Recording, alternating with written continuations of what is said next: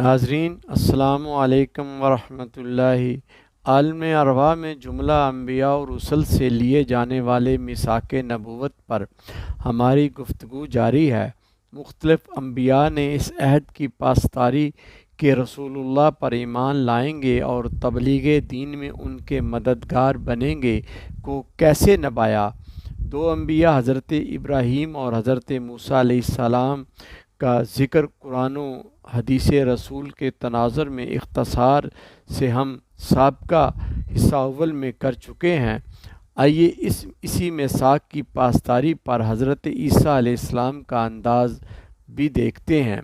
عیسیٰ علیہ السلام جنہوں نے روح اللہ اور کلمۃ اللہ کا مقام پایا، عظمت اس قدر کہ بن باپ کے پیدا ہوئے، ماں کی گود میں اعلان نبوت کیا، عظیم معجزات ملے کہ کم باذن اللہ کہہ کر مردے کو پاؤں کی ٹھوکر مارتے تو وہ زندہ ہو کر اٹھ بیٹھتا، مادر زاد نابینے کی آنکھوں پر ہاتھ لگاتے تو بینائی لوٹ آتی، کوڑی یعنی جذام کے مریض کے جسم پر ہاتھ پھیرتے تو وہ شفا یاب ہو جاتا۔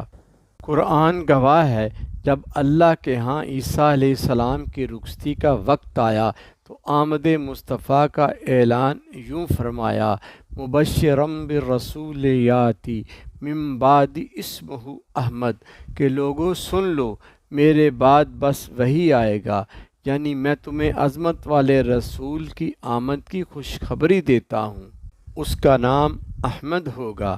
دوسرے لفظوں میں مجلس سجا کر میلاد مصطفیٰ منایا، اس اعلان پر کہ میرے بعد بڑی شانوں والا رسول آ رہا ہے۔ ایک حواری نے سوال کیا، اے اللہ کے رسول، کیا اس کی عظمت آپ سے بھی زیادہ ہوگی؟ حضرت عیسیٰ کا جواب سنیے اور اپنے سینے میں ٹھنڈ ڈالیے۔ فرمایا، تم اس رسول کی عظمتوں کی بات کرتے ہو؟ اس محبوب خدا کے نالین کے تسمے کھولنے کی سعادت اگر عیسیٰ بن مریم کو مل جائے تو یہ بھی بڑے مقدر کی بات ہوگی۔ فخر کا دریچہ دل میں باز کرنا چاہیے، جن کا تو آقا ہے انہیں ناز کرنا چاہیے۔ اور صحیح مسلم کی روایت ہے کہ آقا علیہ الصلاۃ والسلام نے ارشاد فرمایا کہ عیسیٰ علیہ السلام جب قرب قیامت میں دنیا پر دوبارہ تشریف لائیں گے تو اس وقت نماز پڑھانے والا امام کون ہوگا؟ امتیوں اس پر بھی اپنی قسمت پر جھوم جھوم جاؤ۔ فرمایا، کیف انتم اذا انزل ابن مریم و امامکم منکم، جب عیسیٰ علیہ السلام زمین پر اتریں گے تو نماز کی امامت اللہ کے رسول عیسیٰ نہیں بلکہ امام الانبیاء کا ایک امتی کروائے گا۔ اور بابا بلے شاہ نے بولا کہ حاجی لوگ مکے ول جاندے تے اساں جانا تخت ہزارے، جت ول ماہی اس ول کعبہ، پویں پھول کتاباں چارے۔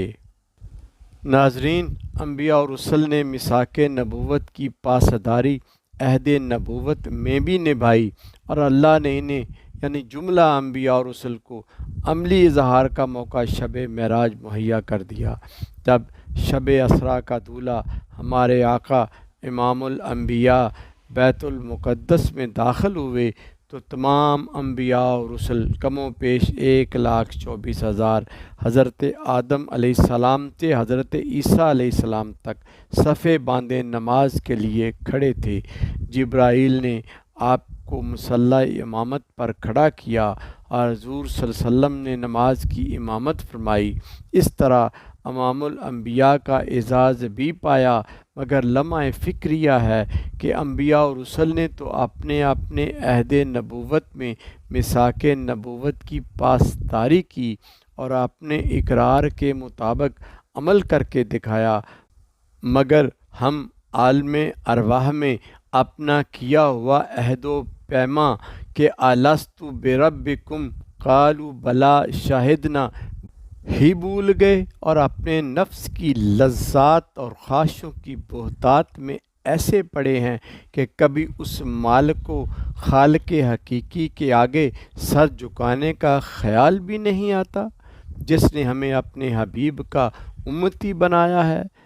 ناظرین، سوچنے اور عمل کرنے کی ضرورت ہے۔